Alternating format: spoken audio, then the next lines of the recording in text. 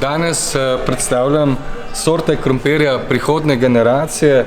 Tukaj imam že sorto Twister. Ta sorta je primerna za ekološko pridelavo. Ima zelo lep izgled, odlična za kuhanje, pečenje. Dokaj dobro se skladišči, je pa to srednje zgodna sorta. Jaz jo veliko sadim na domačem vrtu, gredi.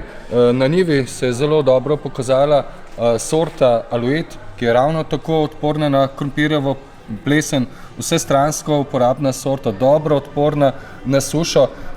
No, potem pa je tukaj še pozna sorta, to je sorta Levante, ki ima dolgo dormanco oziroma pozno odganja, dobro utrjeno kožico, kot sem že rekel, se zelo dobro skladišči in nastavi, tudi veliko gomoljo, odlično za skladiščenje, za glavni pridelek. Meni so zanimive še nekatere druge sorte.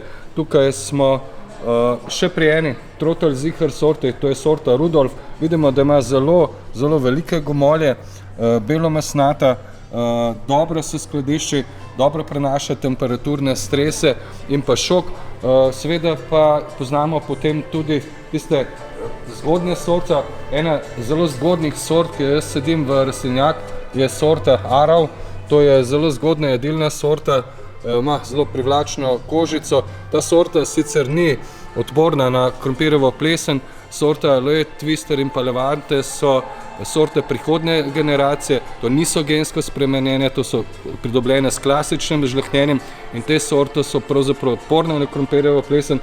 Ta sorta je pa tako zgodna, da če jo sadimo na primerno razdaljo v topla tla, tudi enostavno prehiti praktično plesen. Potem je še tukaj sorta Kresnik, zgodna, tradicionalna slovenska sorta, kifeljčar podolgovat. Niso vsi kifeljčari enaki.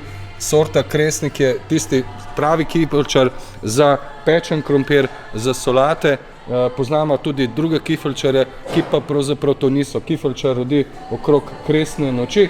Seveda, poleg teh sort pa poznamo tudi ostale sorte, nekatere so preizkušene in danes bom poizkusil tudi te, mogoče pa v kakšnem naslednjem videu predstavim še kakšno drugo sorto.